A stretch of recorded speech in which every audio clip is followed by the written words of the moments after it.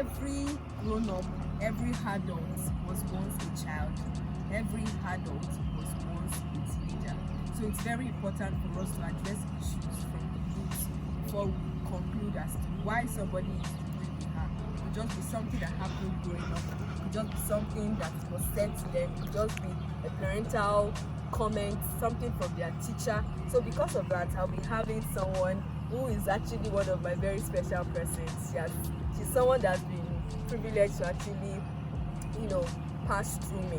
And when it comes to confidence and matters, these are one of my basic topics, and really means a lot to me as a topic. And so we'll be co-hosting today's episode together on confidence as a teenager. We'll be discussing some major questions as to the things that has really affected teenagers growing up and all of those things. With me on today's episode is Ayomide Fatuashe. Welcome to today's episode of Child Special. We'll be hosting today's confidence topic. Alright, so you're welcome. Okay, so the first question I have here is, what affected your confidence growing up? So we're going to discuss these issues, but start. So what affected your confidence? Growing up, I didn't really know confidence was a thing. I didn't know confidence was a thing, it was something essential in the life of a person.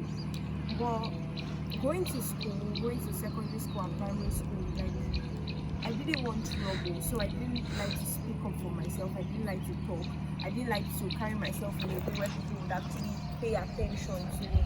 So I had that issue with coming out, talking, or even things like public speaking, things like debating, things that would involve confrontation with people. I didn't like it at all because it seemed like it would put me out there, and I didn't like it.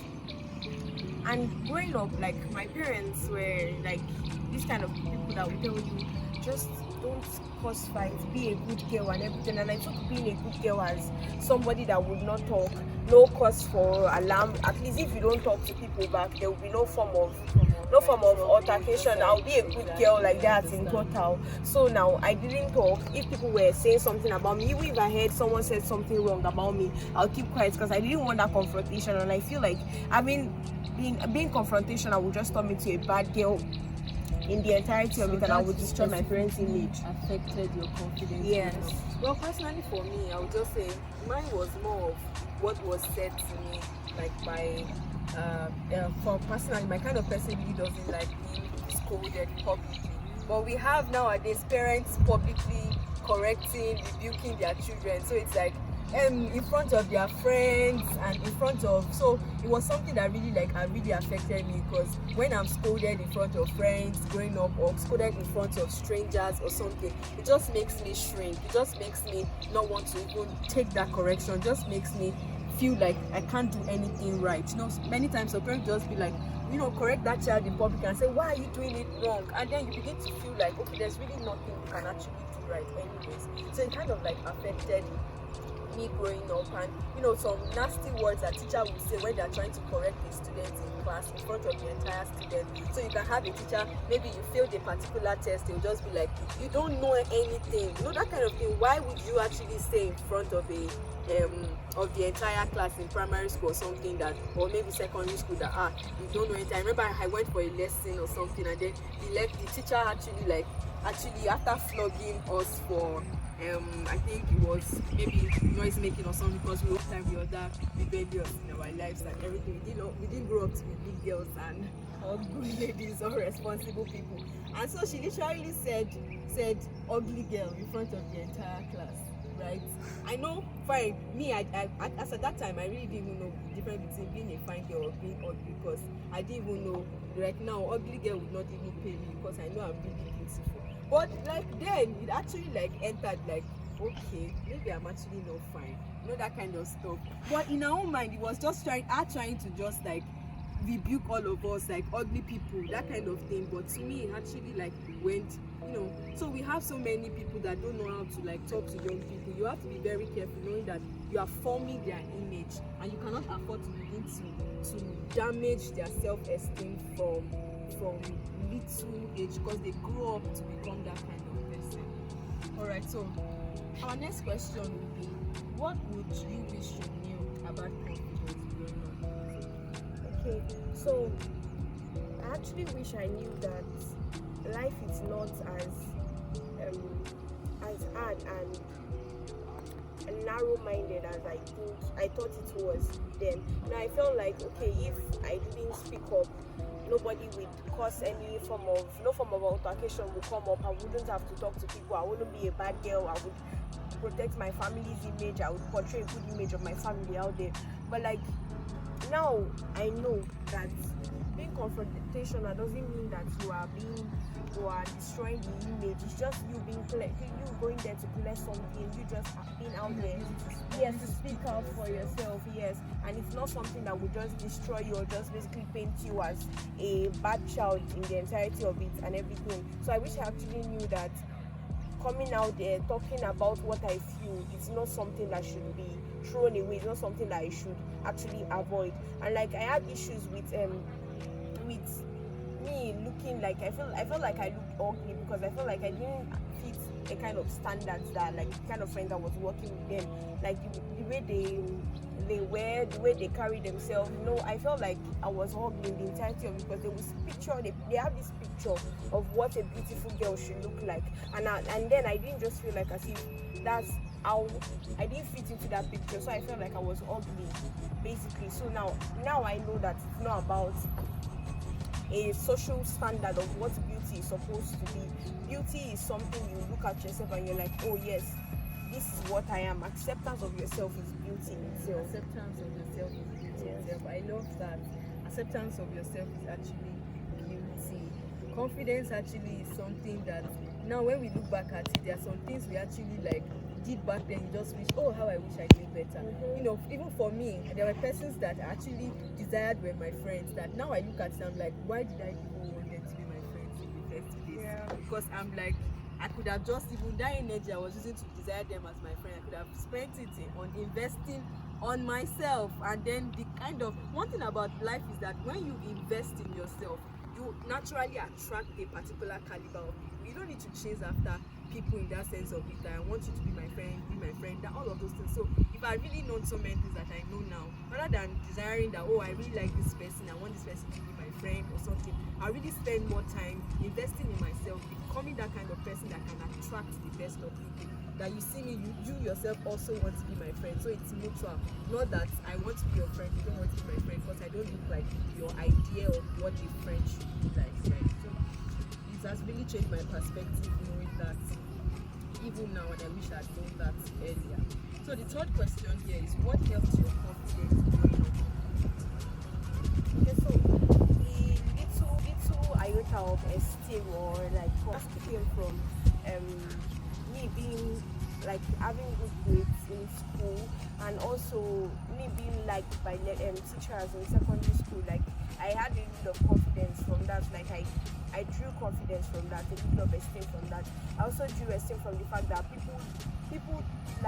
older people like to talk to me. They felt like I was more I had home training in that sense of it. Like they felt like I wasn't rude because I wasn't rude. I didn't have I was always calm with people and everything. So people like to talk to me because of that. They felt like I could help them, come to me for help and everything. So so like that was what boosted the little bit of confidence I had then. So it means it's very important for young people to actually discover their strengths. Discovering your strength actually goes a long way in helping you grow your confidence. You understand that the fact that you have a particular weakness does not make that you. As you begin to grow, we don't have empty vessels in that sense of God actually planned. There's something you have. It could just be one thing.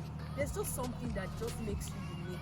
There's something that makes you amazing, such that you must ensure to maximize that strength that you have and be confident about your strength, such that for me, my confidence was actually helped by my discovery of who I am in Christ Jesus. It actually helped so much when I encountered when I encountered Christ growing up and everything, actually like changed everything for, because I began to discover that I'm actually the child of a king, and that I am a chosen child of the Most High God. So it began to make lots of difference for me, because now like it just like turned my life around, knowing that I am loved, I am accepted just the way I am, and that I'm not trying to attain unto perfection to be accepted by God, that He has already accepted me with my imperfections, and I just continue to walk with Him and begin to evolve into a better and a higher level of myself every day. So it really like altered so many things to know now about confidence and your advice to things out there. Okay, so now I know that confidence is not something that people think it should, whatever someone else says it should be for you. So we are all different, and where we get our confidence is different. So we relying on somebody else's view about confidence would not help you. Yeah, so you need to look at yourself, look at your strengths, and that should give you confidence. You should take joy in the little things you do that you feel like they're strengthening you. Yeah, that's so massive. So what would you like? Is your specific advice? So I want them to look at themselves and God has created you to be beautiful. God has created you to be in a certain way. So looking at yourself and comparing yourself with other people would not help your confidence at all. Just look at yourself, discover your strengths, discover your weaknesses, build on your strengths. That would build your confidence more. When you build on your strengths, it will help you to actually attain a level of esteem and confidence. So whatever anybody says, it's not applicable to you, and you know that this is who I am, this is what I've been made to be. So the rest will not apply to you, and you feel better about yourself. All right. So for me, thank you so much for that. For me, I would say advice to things out there would just be love yourself, and nobody can make you feel inferior without your consent. You have to consent to being inferior. So if you would not you literally need to have that mindset that you have to kill me to make me feel inferior. I'm not backing out on this one. So you have to be all out for yourself. You have to know that nobody can really love you more than you love yourself. So you have to be there for you. You have to, have your own back. Have your own back.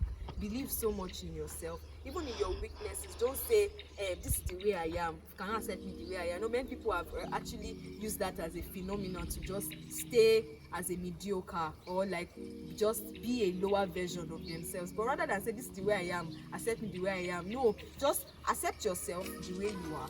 But much more, begin to aspire towards becoming a better version of yourself. Improve on your skills, invest in yourself, enroll for courses, enroll for programs, things that would make you, rise to a better version of you. Invest in your intellect, that when you speak, people know that this person has stuff inside.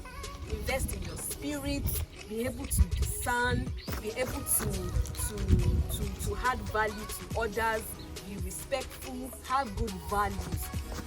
When you just do all of this, people would admire you, and you would not need to be comparing yourself with other people to attain the level of perfection. Alright, so I would also recommend, I would drop on this after this, once this video drops, I'll actually drop one of my ebooks that started Higher Level of Confidence, which I wrote about 2 to 3 years ago or so. It has really been a blessing to so many lives. I would drop it and I would use that just as a gift to every single person that watches the channel to actually note that your confidence is not really just about you. It's also much more about the fact that you are loved and accepted by God. And He actually paid an amazing price on you by dying on the cross. He shed His blood for you, and so you are that precious. Your worth is blood, and that blood really, dollars and pounds and all of those things cannot quantify its value. So you are valuable, you are loved. Thank you so much for joining us, and I'm so happy for your honoring this invite to be on this channel today. Thank you so much, and look forward to the next video. Love you.